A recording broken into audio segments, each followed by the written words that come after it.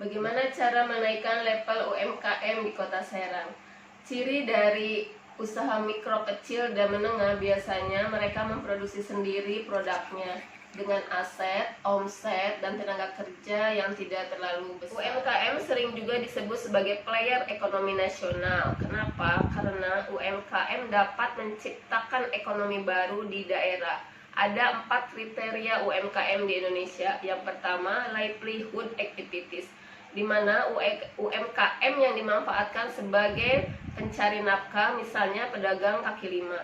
Yang kedua, micro enterprise, di mana UMKM-nya bersifat sebagai pengrajin namun belum mempunyai sifat entrepreneur atau kewirausahaan.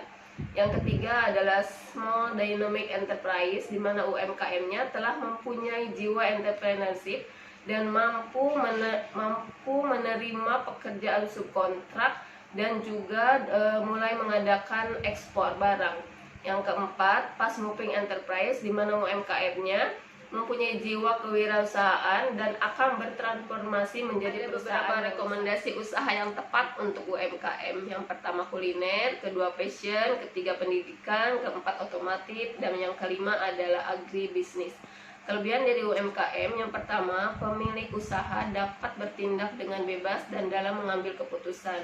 Yang kedua, pemilik turun secara langsung. Dan yang ketiga, usaha yang dijalankan sesuai dengan kebutuhan masyarakat.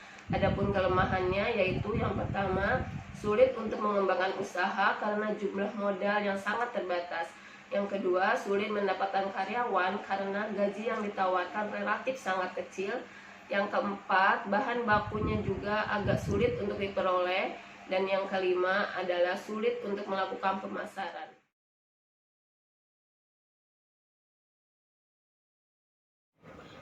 Berdasarkan data dari Dinas Koperasi dan UMKM Provinsi Banten, dapat dilihat bahwa Kota Serang memiliki jumlah usaha menengah yang banyak dibandingkan dengan kabupaten atau kota lainnya di Provinsi Banten.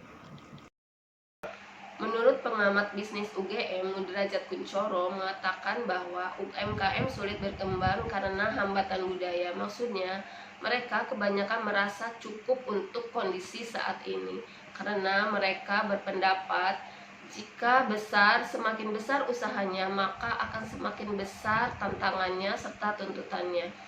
70% usaha UMKM mengawali usahanya hanya karena desakan ekonomi yang mereka hadapi, bukan karena kemampuan atau keunikan dari produk yang ingin mereka tawarkan. Pengembangan usaha UMKM tidak bisa hanya dilakukan dari ujungnya saja, misalnya melalui pembiayaan, tetapi pengembangan UMKM harus dimulai dari semua aspek dengan memperhatikan aspek-aspeknya, yaitu yang pertama aspek manajemen, yang kedua aspek pasar atau pemasaran, yang ketiga aspek produksi, dan yang keempat aspek keuangan melalui pembiayaan.